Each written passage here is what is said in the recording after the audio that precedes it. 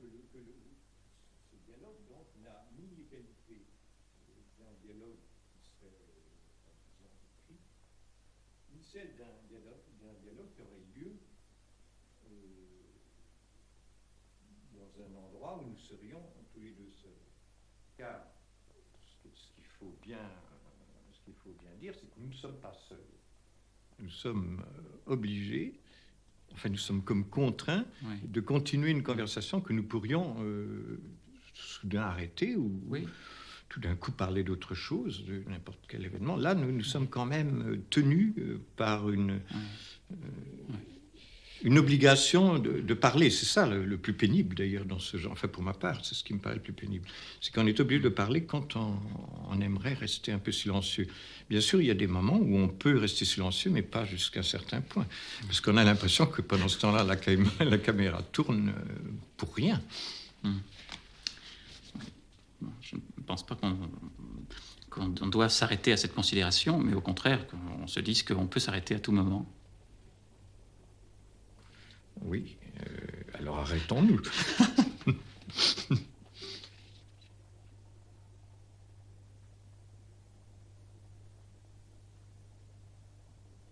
Peut-être qu'à l'époque des mendiants, vous aviez des préoccupations de structure, de construction, de technique littéraire, que peut-être progressivement vous n'avez plus eu par la suite. Oui, sûrement, oui, en effet, de technique à coup de sûr, oui, peut-être même à l'excès. Enfin, mais est-ce que c'était une époque où vos lectures contribuaient à ces préoccupations? Certainement, oui, sans aucun doute. Enfin, c'était une époque où on avait pu lire déjà les premiers essais critiques de Sartre qui avaient paru dans la Nouvelle Revue Française et qui avaient fait un effet vraiment très frappant sur un certain nombre de gens, je crois, parce que c'était la première fois qu'on parlait des livres d'un point de vue qui était en effet un point de vue de la technique, que ce soit, je ne sais pas moi, Dos Passos ou Mauriac, vous savez, sur lequel il écrit un article très dur. Et peut-être, alors on était même, enfin pour ma part, peut-être que j'étais un petit peu trop fasciné par tout ce côté technique. Je pensais au personnage d'Hélène, dont on peut dire que même, de toute façon, l'analyse psychologique est tout à fait étonnante de la part d'un extrêmement jeune auteur. Oui, parce que vous avez écrit ce livre quand vous aviez entre 20 et 25 ans, peut-être 22 entre 20 et 24 ans, à peu près, oui. Et là, il y a un personnage qui, dans les monologues, à eux seuls, ne sont pas si étrangers à l'analyse qui, peut-être à l'époque, était mal considérée, mais à une certaine analyse traditionnelle. C'est même, on pourrait penser qu'il y a en elle une dimension un peu proustienne, notamment dans l'aspect, la jalousie du personnage. Vous viviez à Paris Non, alors au moment de la guerre, je suis venu m'installer avec ma sœur dans ma maison de campagne. Ma mère était morte 4 ans auparavant et il y avait encore mon père, mais qui était très malade et qui est mort très peu de temps après l'armistice de 40. Et là, j'ai vécu à peu près pendant toute la guerre, sauf quelques interruptions. Et c'est à ce moment-là que j'ai écrit Les Mendiants. Voilà, c'est cela. Puis Le Bavard. Et puis Le Bavard, oui. Mais je voudrais que nous revenions sur la période de la guerre. Vous avez dit que vous aviez fait de la résistance. Oui, mais est-ce qu'il faut parler de cela? Non, je crois que c'est pas très intéressant. En tout cas... Parce que c'est... En tout cas, je n'ai rien fait qui ait vraiment d'intérêt particulier, non. Mais est-ce que par exemple, pendant l'occupation, vous connaissiez, vous saviez les proportions qu'avaient prises à l'Est, notamment par exemple le racisme, Oui, bien sûr, dans une certaine mesure, mais ça n'avait rien de comparable avec ce qui a été appris ensuite. C'est que pour moi, ça a été tout à fait très déterminant. C'était vraiment un choc. Alors là, je parle... Après la Libération. Oui, bien après la Libération, c'est-à-dire, on peut dire, quasiment un an après la Libération de Paris, en tout cas, où on a découvert, découvert des camps de concentration. On savait très bien qu'il y en avait. avec tout ce que ça comportait, l'extermination des Juifs.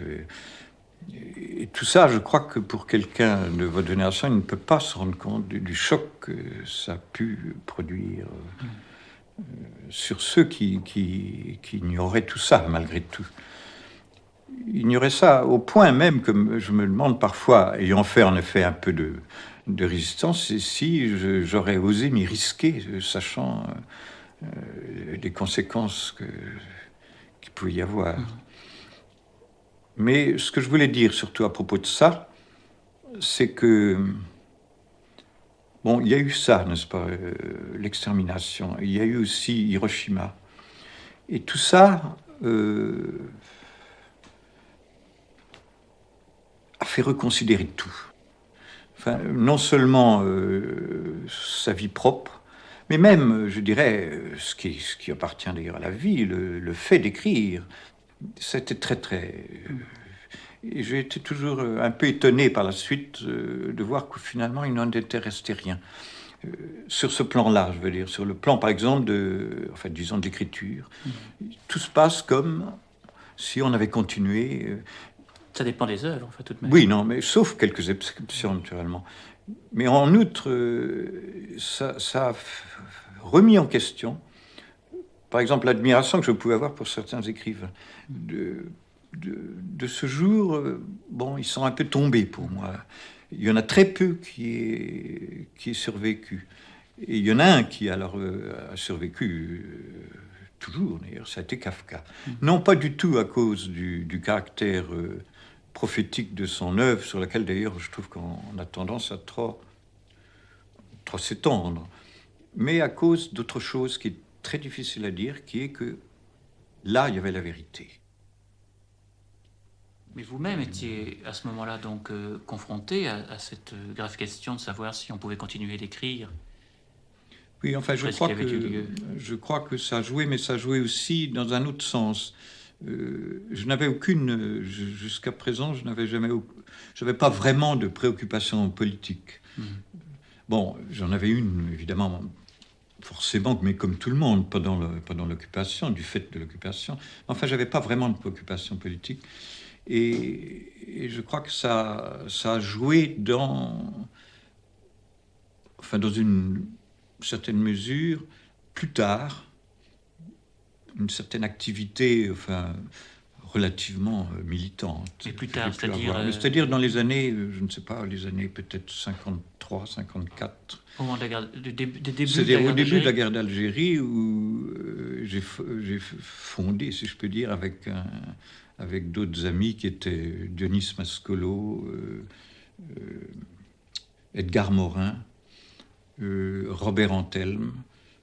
Alors Robert Antelme, qui précisément, lui, avait été déporté et a écrit un livre d'ailleurs que je trouve absolument admirable, qui s'appelle L'espèce humaine, qui est un des plus beaux livres de l'époque. Et nous avions fondé une espèce d'association, une espèce de comité contre la guerre d'Algérie, qui, à vrai dire, n'était pas très efficace. Ça donnait lieu à des débats comme ça, mais des débats un peu publics quand même, qui avaient lieu dans, je crois, la salle de géographie Place Saint-Germain-des-Prés. Mais alors, il y avait, en dehors de nous, il y avait, par exemple, tout le mouvement surréaliste, avec Breton en tête, mais aussi beaucoup de gens du Parti communiste. Et tout ça donnait lieu alors à des discussions parfois très vives. Ce livre, Le Bavard, vous l'avez écrit avec des lectures de prédilection comme ça, qui vous touchaient beaucoup au moment où vous l'écriviez, qui seraient donc très différentes. Sûrement, c'est toujours un peu difficile d'en parler parce qu'on ne se souvient pas très précisément. Mais enfin, en tout cas, ce que je crois, c'est que j'ai été à ce moment-là très, très requis par le surréalisme, et notamment par les ouvrages de Breton. Je crois que ça a joué beaucoup. Par exemple, La Confession dédaigneuse La Confession dédaigneuse, certainement, mais tous les ouvrages, même les ouvrages théoriques, que ce soit les vases communicants, ou bien alors des ouvrages un peu différents comme L'amour fou, tout ça, certainement. Nadja, tout ça, certainement joué. Oui, non, je pensais à La Confession dédaigneuse à cause du ton un peu provocant. Oui, sûrement, mais ça, agressif. Je crois, en effet. Alors, il faudrait peut-être aussi citer un auteur que personnellement je n'aime pas beaucoup, mais qui est Aragon, dans le traité du style, certainement, qui est un livre d'ailleurs que je trouve tout à fait remarquable, en fait, comme d'ailleurs la plupart des ouvrages d'Aragon de cette époque. On retrouve aussi dans le livre un certain nombre d'autres textes, comme par exemple ce texte de Kleist. L'élaboration de la parole par le discours, je crois, en fait, que c'est quelque chose de semblable, et c'est un texte qui m'avait énormément frappé et qui, je peux dire, même est tout à fait à la source du bavard, parce que c'est ce qui m'a donné l'idée d'écrire ce livre. Mais c'est un et j'ai, en effet, j'ajoute en effet que j'ai utilisé une phrase de ce texte de Kleist, que j'ai intégré au livre. Oui. Mais le texte de Kleist a pour thème le fait que la pensée n'est pas antérieure au discours qu'il exprime, en somme, mais qu'elle est comme suggérée par les mots. Oui, c'est exactement ça. C'est-à-dire que la pensée naît à partir des mots, du discours, comme il dit. Oui. Est-ce qu'il s'est passé dans la rédaction même du livre? D'une façon générale, c'est ce qui se passe toujours pour moi.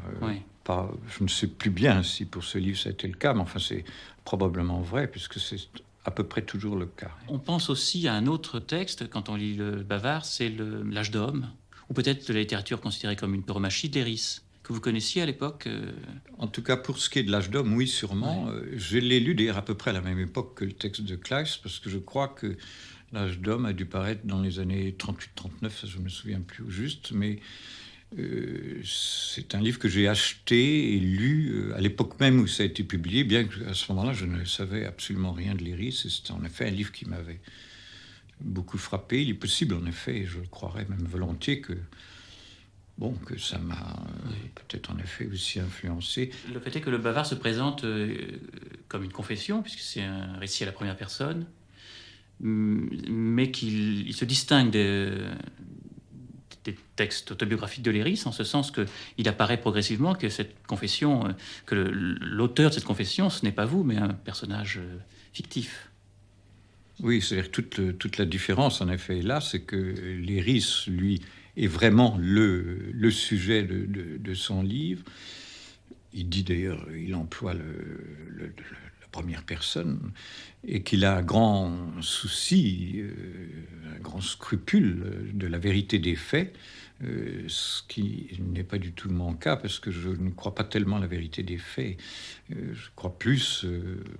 comment dirais-je, la vérité de l'être, si ce n'est pas un peu prétentieux de dire ça. Mais je pense que ce n'est pas tellement à travers les faits qu'on trouve la vérité de l'être. Ça, c'est en quoi j'ai d'ailleurs souvent discuté avec Léris de ce sujet. C'est-à-dire que la recherche autobiographique implique pour vous le détour presque immédiat par la fiction? Oui, exactement, c'est ça. Et le voyage d'hiver? J'avais montré le manuscrit à Queneau, bien avant qu'il ne se termine, puisqu'il ne s'est pas terminé d'ailleurs. Voilà. Et Queneau m'avait, à la suite de quoi Queneau m'avait écrit une lettre assez dure, une première lettre assez dure, en disant qu'au fond qu'il était déçu. Et ce qu'il m'en disait, assez d'ailleurs succinctement, mais enfin correspondait tout à fait à ce que je pensais moi-même, parce que j'avais énormément de doutes. C'est pour ça que je lui avais donné. Je n'ai pas l'habitude, au contraire, de donner quelque chose que je n'ai pas vraiment terminé, enfin, sauf exception. Du jour où j'ai reçu cette lettre, j'habitais à ce moment-là à la campagne, j'ai décidé de laisser tomber le livre. Et quelques jours après, je crois 2 jours après, il m'a écrit une autre lettre en me disant qu'il avait été trop fort, qu'il était désolé, parce que j'avais répondu quand même en lui disant que dans ce cas-là, je laissais tomber. Et bon, il en est toujours resté quelque chose comme ça pas dans ses rapports avec moi, c'est pas le mot exact, mais enfin, il était très ennuyé de penser que c'était à cause de cette lettre que j'avais. Ce qui n'est pas vrai. Qui est responsable de C'était l'abandon. en aucune façon sa lettre, simplement sa lettre n'a été que confirmer le jugement que moi-même je portais sur le livre. Et là, j'en ai toujours été tout à fait reconnaissant, vraiment. C'est un texte, vous dites, que vous avez, sur lequel vous avez travaillé pendant très longtemps. Ben, pendant de nombreuses années, je veux dire. Enfin, pendant 5-6 ans, Oui. À peu près, oui. Mais ça avait pris des dimensions, enfin, c'est déjà assez volumineuse. Oui. C'est quelque chose comme 600 pages. Vous dites qu'il n'existe plus, mais c'est parce que vous l'avez détruit. Je l'ai détruit, Ouais. à l'exception de 2 chapitres, je ne sais pas pourquoi. Je crois dans l'idée un petit peu de le relire quelques années après pour me confirmer que j'avais eu raison de brûler le tout. Et c'est ce que j'ai fait, ça m'a parfaitement confirmé dans mon jugement. De ne garder des traces que de l'échec, en ce qui concernait ce Oui. livre. Ouais. Voilà. Oui, et cependant, je ne peux pas m'empêcher d'essayer d'imaginer quelle en était la forme et aussi même l'histoire. Mais vous pouvez imaginer tout ce que vous voulez, puisqu'il Oui. n'existe pas. Je crois que c'est un avantage. À partir du titre, on pourrait même, pour autant que le titre agisse sur le lecteur comme sur vous-même, on pourrait le réécrire. Le titre, je ne sais pas du tout pourquoi il s'appelait comme ça, j'ai oublié complètement. Je ne sais pas du tout. Et vous l'aviez entrepris, ce livre, immédiatement après la publication du Bavard? Oh non, pas tout Non. de suite après, non. Je crois qu'il y a eu un moment un peu difficile pour moi, oui. J'ai écrit ce récit, Un malade en forêt, mais enfin, ça, c'était pas voilà. grand-chose. Oui. Je suis tellement sensible à la critique, finalement, parce que il y a toujours quelque chose dans une critique qu'on fait de ce que d'un de vos écrits qui répond à ce que vous pensez vous-même. Je ne sais pas si vous voyez ce que je veux dire. De telle sorte que même la critique de quelqu'un que je trouve un imbécile me porte. Pour les mendiants, le premier livre, est-ce qu'il n'y avait pas tout de même une plus grande facilité à l'écrire que pour les livres suivants, ne serait-ce que parce qu'il y avait une intrigue, une histoire qui pouvait vous guider? Non, moi je dirais plutôt qu'au fur et à mesure que j'écris, ça devient de plus en plus difficile. Alors en effet, il y avait certainement une facilité dans les mendiants, peut-être d'ailleurs, on peut peut-être lui reprocher des hauts livres, je ne sais pas. Bien qu'il y ait aussi une facilité dans le Bavard, aussi, j'ai fait ça assez vite. Et après, je suis tombé dans les pires difficultés dont je ne me suis toujours pas sorti. Les pires difficultés dont vous parlez, c'est encore une allusion à l'échec du voyage d'hiver? Ah non, pas du tout. Non. Je veux dire que les choses sont de plus en plus, me paraissent de plus en plus difficiles. On n'est pas du tout porté par ce qu'on a fait précédemment. Non, pas du tout. Chaque fois, on recommence quelque chose de nouveau, de différent et de toujours difficile. Mais est-ce qu'il n'y a pas, comment dirais-je, un genre de récit qui, tout de même, favorise l'écriture? Mais oui, on peut dire ça, en effet, que bon, le récit narratif favorise est plus facile, oui. Mais c'est justement ce qui est dangereux. En effet, moi, il m'est arrivé, enfin récemment comme ça, d'entreprendre un tout petit récit, étant dans un autre travail, si vous voulez. Et j'ai éprouvé un grand plaisir parce que c'est venu comme ça très vite, précisément sans difficulté. Mais c'est aussi le risque. Cet autre travail, c'est Ostinato, et le récit auquel vous faites allusion, c'est Le Malheureux Lido? Oui, c'est cela. Oui, non, c'était peu de choses, mais en tout cas, c'était un retour à une forme narrative que j'avais tout à fait abandonnée. Et avec un certain plaisir retrouvé, en somme, qui était peut-être celui de la rédaction des nouvelles de la Chambre des enfants, non? Non, pas tout à fait, non. Je crois que c'était un peu différent, parce que c'est un texte un peu frivole quand même, volontairement d'ailleurs, un peu frivole. Mais c'est un plaisir...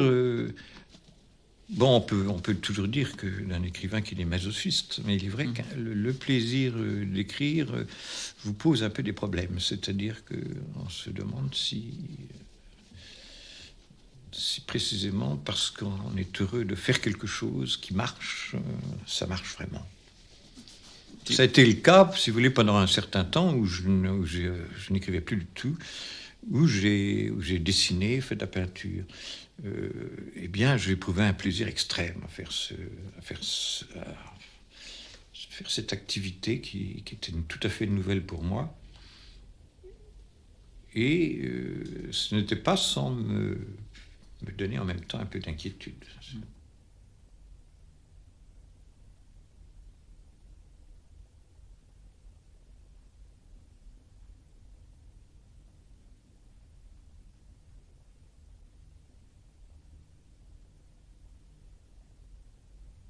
Il y a un décor qui revient avec insistance, c'est celui de ce collège breton dont il est question dans la plupart des nouvelles. Mes parents m'y avaient mis parce que c'était un collège qui préparait à l'école navale.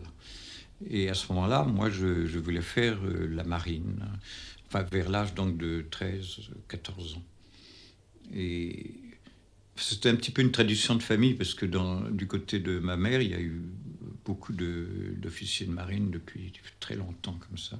Donc on peut dire qu'on nous échauffait un petit peu dans cette idée d'une telle vocation qui chez moi, je crois, était accrue par ce que j'appellerais peut-être un peu bêtement, enfin l'amour de la mer. Vous ne vous en souvenez pas forcément comme d'un lieu où vous avez été heureux, mais plutôt au contraire. C'est-à-dire que c'est les deux à la fois. Un lieu où j'étais d'une certaine façon peut-être heureux, mais très malheureux aussi, parce que c'était un collège extrêmement dur. J'ai vécu là dans un monde tout à fait clos. C'était vraiment le cas de ce collège, c'était vraiment presque sans rapport avec l'extérieur. Et que de ce fait, tout prenait une intensité très grande. Enfin, les rapports, même je dirais des rapports presque passionnels. Et aussi tout le cérémonial aussi qui était très important. Un collège religieux. Tous les rites, tout ça. Oui. Quelques années après donc la rédaction de La Chambre des enfants, vous avez écrit Dans un miroir. Et l'ensemble est ensuite paru en volume, La Chambre des enfants. Ça a paru, je crois, en 1960. 60, oui. Mais est-ce que, alors, aussitôt, le livre a eu le prix des critiques au moment même de la parution? Il l'a eu très vite après. Ça, je ne peux plus bien me souvenir, mais peut-être 2-3 mois après, oui.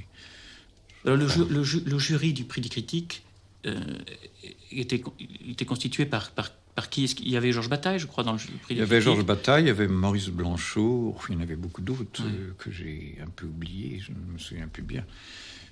En fait, c'est vraiment Georges Bataille qui s'est beaucoup...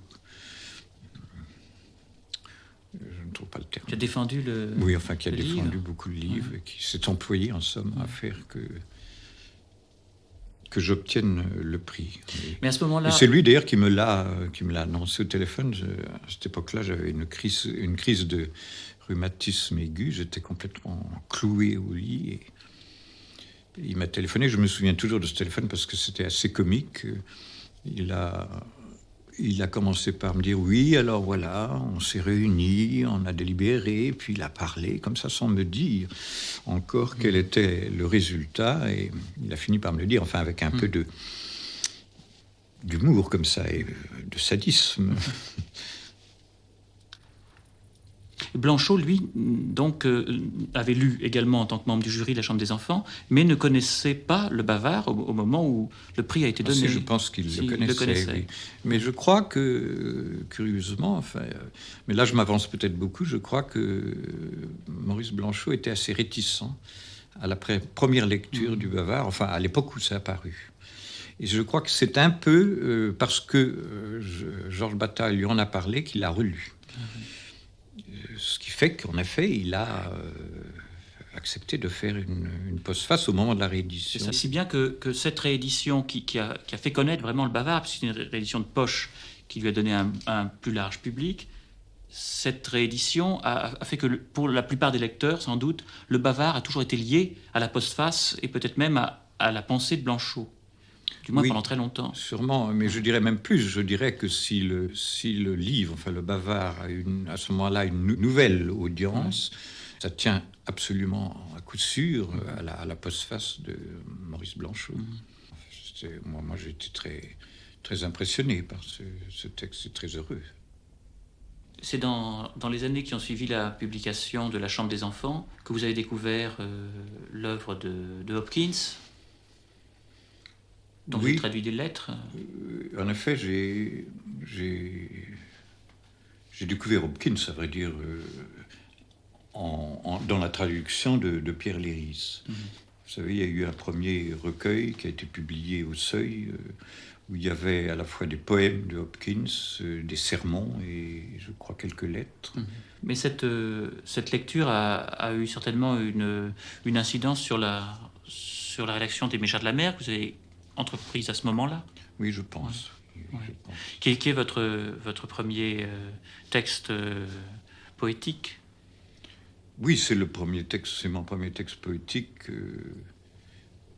d'un certain âge, je dirais, parce que étant tout jeune, enfin même enfant, on peut dire, j'ai écrit énormément de poèmes, très influencés par Baudelaire, Verlaine.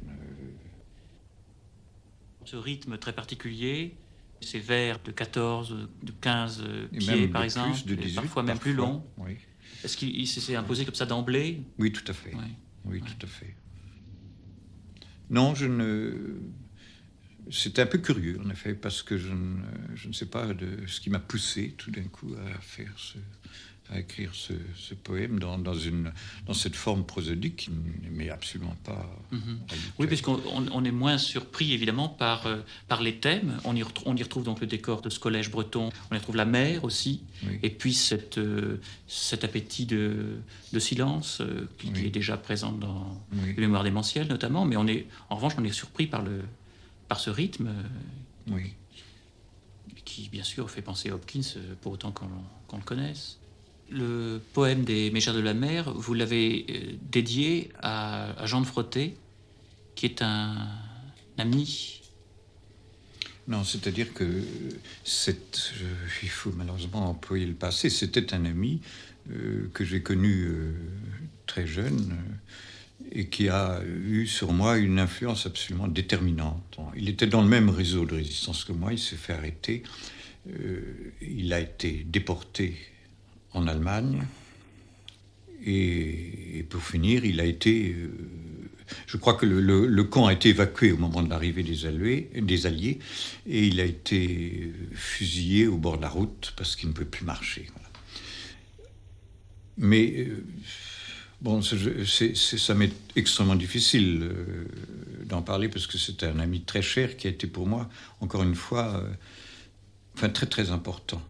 C'est un peu lui qui m'a sorti d'une espèce de paralysie comme ça, de difficulté, de timidité aussi, d'incapacité d'avoir des rapports avec les autres. Et il m'en a sorti avec une merveilleuse délicatesse, si je peux dire. Alors, bon, j'ai voulu lui rendre un hommage comme cela, en lui dédicaçant ce poème. Cette traduction des lettres d'Hopkins a été une sorte de dernier signe avant une très longue période de silence. Oui. Et qui a été interrompue que par la publication d'un nouveau choix de lettres très longtemps après.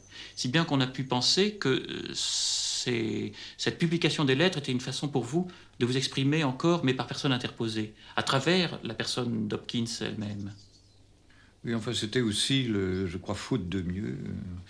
J'étais dans une période très sombre à cette époque-là et j'avais besoin d'un travail qui m'absorbe complètement. Et c'est très absorbant, une traduction. Surtout pour moi qui ai, au fond, une connaissance insuffisante de la langue anglaise, ça m'a été plutôt difficile à faire. Mais les lettres d'Hopkins ne posent pas seulement des problèmes techniques de traduction, mais aussi peut-être des problèmes que vous-même vous êtes posés, et ce qui justifie d'ailleurs votre identification avec Hopkins. Enfin, une identification jusqu'à un certain point. Ou avec ce qu'il écrivait, en tout cas. Avec ce qu'il écrivait, sûrement. Mais vous ne vous êtes pas senti proche de l'auteur lui-même? Ah, si, très proche, oui, très proche. Oui. En quoi est-ce que vous vous sentiez proche d'Hopkins? Certainement pas dans l'aspect, par le fait qu'il était un prêtre. Ah non, nullement, en effet, non. Non, à cause de, je pense,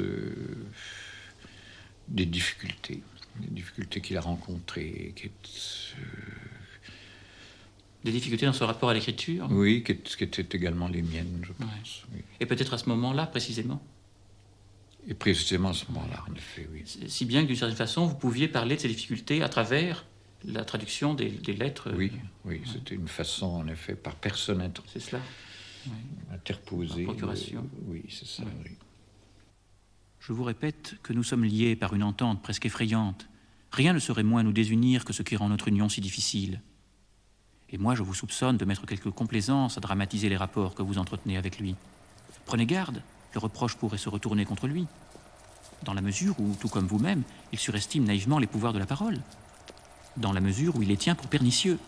Jamais un être s'acharna, avec tant de perversité, à décevoir ce désir d'échange qui est à la source de toute amitié digne de ce nom. Mais peut-être calcule-t-il que cette épreuve commune est ce qui nous lie le plus sûrement l'un à l'autre. Peut-être, dans ces moments les plus fermés, ne cherche-t-il rien d'autre qu'à me convertir à son utopie d'une entente purement tacite. Est-il rien de plus utopique que d'exiger d'autrui qu'il vous livre ce qui subsiste en lui à l'abri des servilités verbales, et pour en disposer à votre gré? C'est monstrueux. C'est donc à vous maintenant de me dire ce que je dois faire pour ne pas compromettre ma dernière chance. Renoncer au calcul et vous abandonner à l'inspiration du moment. Il faudra vous contenter de guetter et d'attendre en évitant soigneusement d'intervenir, et en même temps supporter cette inaction qui vous coûtera moins qu'à lui de vous l'avoir pratiquée. Et si, malgré tout, il n'arrive rien? Oh, alors, croyez-moi, c'est qu'il ne devait rien arriver du tout. Mais ce fameux remède que vous me suggériez aura servi du moins à alléger vos rapports en dissipant dans votre esprit ce rêve naïf d'une intimité accessible par la seule médiation du langage, et dans le sien ce qui en serait plutôt comme le cauchemar. Ou inversement, à démontrer que sans elle, aucune intimité ne saurait s'établir entre nous. Si vous voulez, vous voyez bien que dans tous les cas, vous n'avez rien à perdre. Rien à perdre, en effet, si vous aviez réussi à me prouver que je n'ai positivement rien gagné. Mais soit, je tenterai l'expérience, et aujourd'hui même. Je pensais à cette période durant laquelle vous n'avez pas écrit, comme j'y pensais du point de vue de la littérature, Oui. comme d'une période à laquelle on pouvait donner un sens encore littéraire. Oui, mais ça, c'est une erreur. Il n'y a pas aucun sens littéraire à donner à un silence. Le silence est tout à fait normal. C'est la chose la plus normale du monde. Oui, enfin, on peut tout de même penser que, comme le silence est très présent dans la plupart de vos textes, Oui. le moment où vous-même n'écrivez plus a un rapport avec le thème du silence. Mais il n'y en a aucun. Et cependant, moi, je pense que tout porte à croire que ce silence a au moins un rapport, comment dirais-je, thématique, puisque, malgré tout, un grand nombre de personnages de vos livres sont des enfants qui font vœu de se taire, par exemple, ou bien Molière lui-même, qui est un grand chanteur qui, un jour, cesse de chanter. Si bien qu'un lecteur peut penser que ce silence participe de votre œuvre, qu'il n'est pas tout à fait extérieur à elle, et sans rapport avec elle. Oui, alors que répondre à ça? Moi, je ne trouve pas beaucoup. Je ne trouve pas très bien la réponse. Sauf que... Bon, en effet, le personnage de Molière ne répond pas aux questions. C'est-à-dire qu'il les évite, il s'en détourne. Bon, c'est ce que je devrais faire, puisque vous me harcelez absolument de la même façon que le narrateur du Grand Moment harcèle Molière.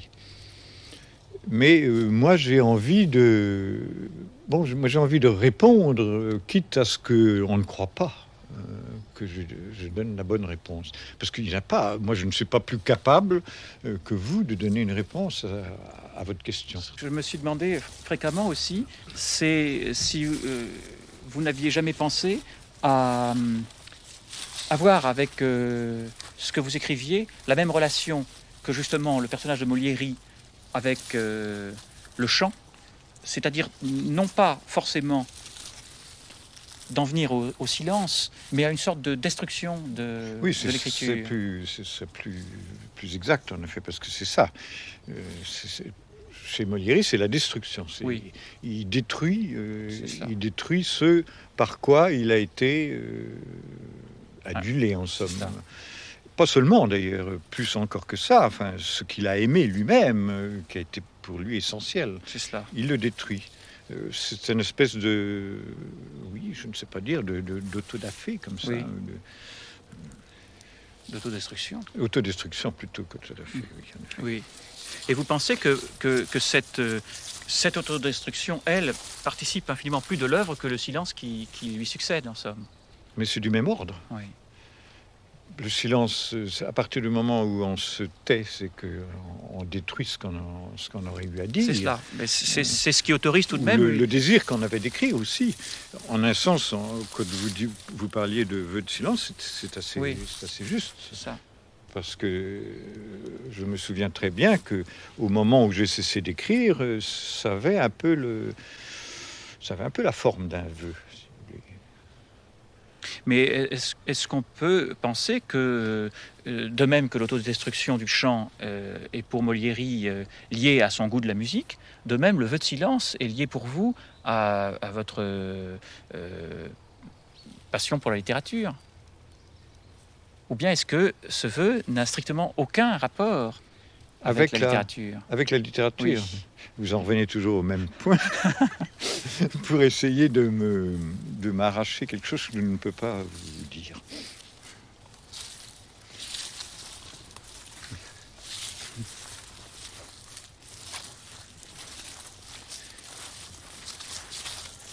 Non, mais je crois que ce qu'il faut dire aussi pour les grands moments d'un chanteur, c'est que c'est un texte qui est très lié à la musique. Et comme d'autres d'ailleurs, comme d'autres textes. Mais enfin, celui-là l'est peut-être de façon plus, en tout cas plus extérieure. Plus évidente aussi. Plus évidente, puisque c'est un chanteur, etc. Mais il faut aussi comprendre que si c'est tellement lié à la musique, c'est que j'ai moi-même vraiment une passion pour la musique telle qu'elle est. Elle est de beaucoup plus importante que celle que j'ai pour la littérature, cette passion dont vous parliez tout à l'heure. De sorte que, j'ai toujours eu la nostalgie de ne pas avoir fait des études qui m'auraient permis de faire la composition musicale. Et j'ai le sentiment, alors complètement naturellement illusoire et un peu fou aussi probablement, que j'aurais pu faire quelque chose en musique que je n'ai jamais pu faire en littérature. Autrement dit, je ne me considère pas vraiment comme un écrivain. C'est pour ça que quand vous parlez, par exemple, de vocation, pour moi, ça n'a pas beaucoup de sens. Oui, non, je n'en parle jamais que pour dire que vous vous demandez toujours si ce n'est pas un malentendu, justement. Oui, c'est ça, en effet. La question que vous me posez est une question à laquelle je me réponds toujours de la façon suivante. Je me dis, puisque je peux cesser d'écrire sans souffrir, c'est que je ne suis pas un écrivain. C'est un peu comme ça que je vois les choses. Je n'avais qu'une question à vous poser, et des plus importantes. Mais vous vous arrangez adroitement pour m'en faire poser 10, auxquels vous répondez par des paradoxes, des facéties, ou par des... Eh bien oui, par des mensonges. Calmez-vous, dit-il en me tapant sur l'épaule. Comme vous prenez tout cela à cœur, que je vous envie. Vous m'enviez? Encore un joli mensonge, m'écriai-je avec emportement. Votre insouciance, je le sais, n'est qu'une imposture, un de ces beaux rêves dont vous vous moquiez tout à l'heure. Vous en jouez très bien, mais vous n'êtes pas prêt d'en jouir. Vous serez toujours comme un homme ruiné à gémir sur vos grands moments perdus. Je m'arrêtai, hors d'haleine, le sang à la tête, épouvanté par la cruauté de mes paroles. Elles étaient théâtrales, elles dépassaient ma pensée, n'exprimaient aucune certitude. Toutefois, Molieri n'en parut ni offensé, ni ému. Soit, dit-il avec une grande douceur, mais de cela non plus, il n'y a rien à dire.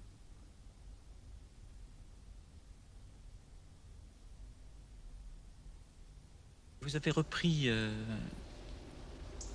votre activité d'écriture dans des circonstances particulières. Je crois que c'est un peu sur la demande de François-Xavier Jaujac, qui préparait à l'époque un numéro d'hommage de sa revue qui vous serait consacré et qui vous avait demandé un texte. C'est-à-dire qu'il m'avait demandé, plus exactement, ça s'est passé comme ça, il m'avait demandé de faire une biographie. Et Et moi, je ne souhaitais pas faire une biographie, enfin, disons, assez courte comme ça me paraissait absolument dépourvu d'intérêt. Et j'avais d'ailleurs songé d'abord à faire une biographie un peu plus longue, mais à la manière de Michaud. Je ne sais pas si vous vous souvenez, Michaud a fait une autobiographie en peut-être 4 pages, qui est merveilleuse d'ailleurs, qui est pleine en même temps d'humour. À la troisième personne. À la troisième personne, oui, c'est ça. Et puis en fin de compte,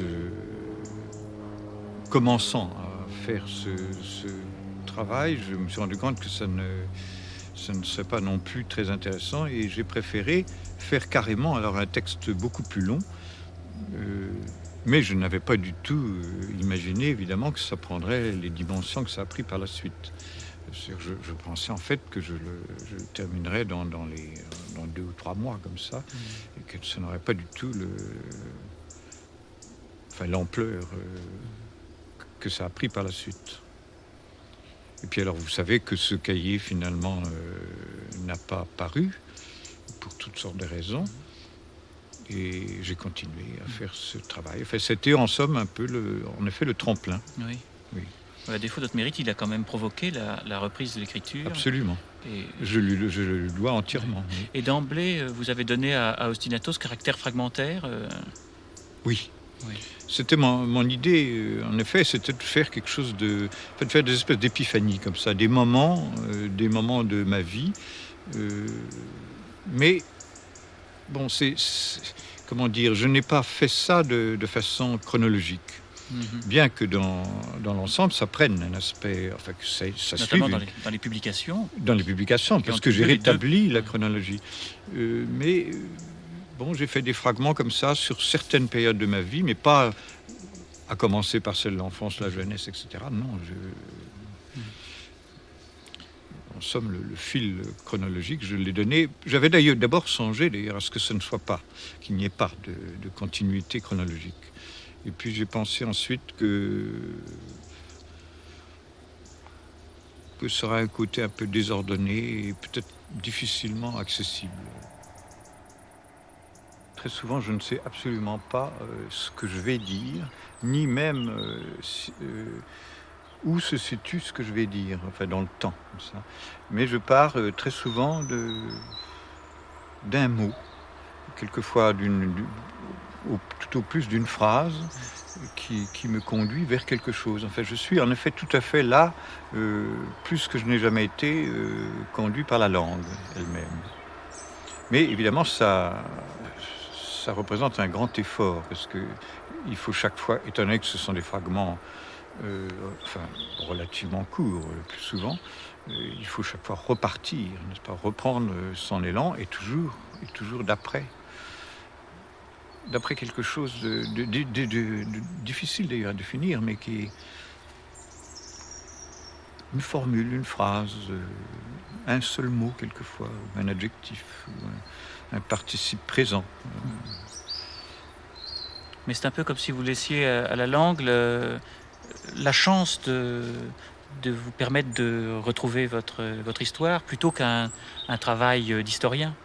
Oui, c'est-à-dire que je me fie entièrement au hasard. Alors, parfois, ça ne donne rien, parfois, ça donne quelque chose, ça semble donner quelque chose. Mais est-ce que, justement, en ce sens, ce ne sont pas toujours les mêmes moments qui insistent, qui reviennent? Ce sont les moments oui, enfin, c'est surtout en effet de l'enfance et de l'adolescence, parce que je crois que l'un et l'autre, enfin l'enfance et l'adolescence, ont un caractère un peu mythique, étant donné l'éloignement. Donc ça favorise tout le côté fictionnel auquel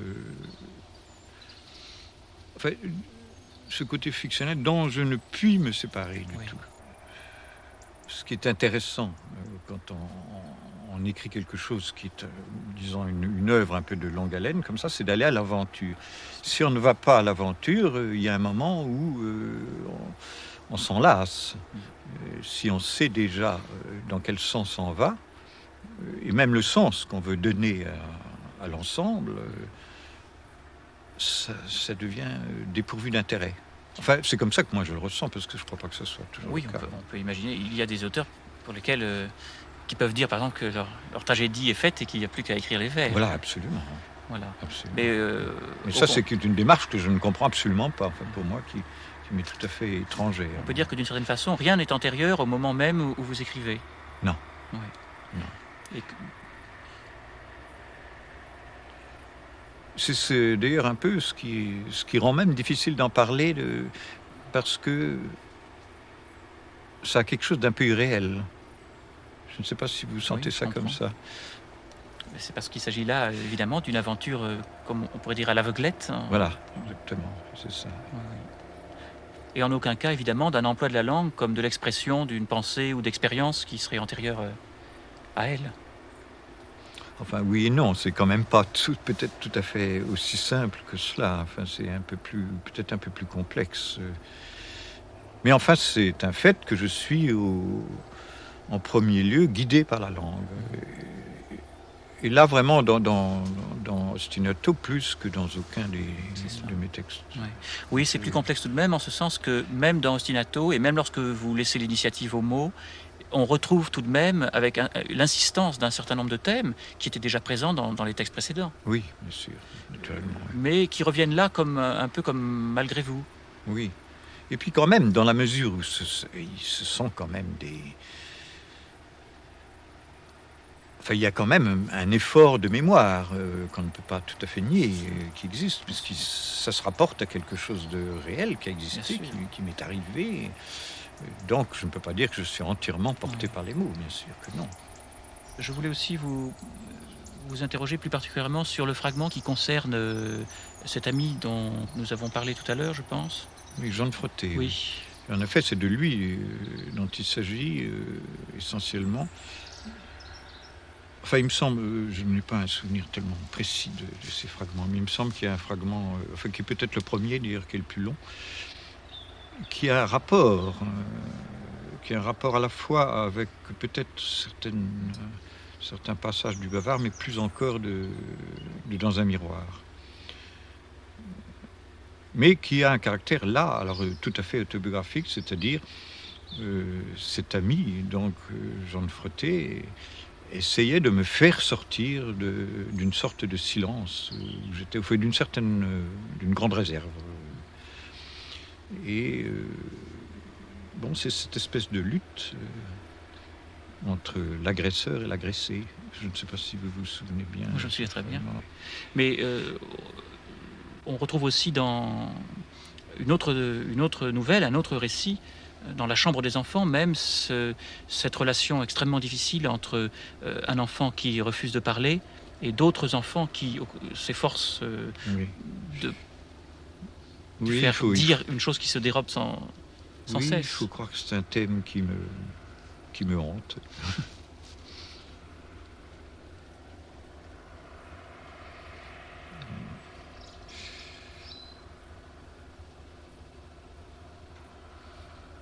Mais enfin, évidemment, c'est toujours un peu difficile de parler d'un travail en cours. C'est toujours un peu risqué. Parce que... Mais peut-être dans la mesure où on essaie, au moment où l'on en parle, de l'éclaircir. D'élucider, oui, c'est ça, d'élucider la démarche, même la direction. Et tout ça est un peu dangereux, je dirais. Donc peut-être faut-il s'arrêter là.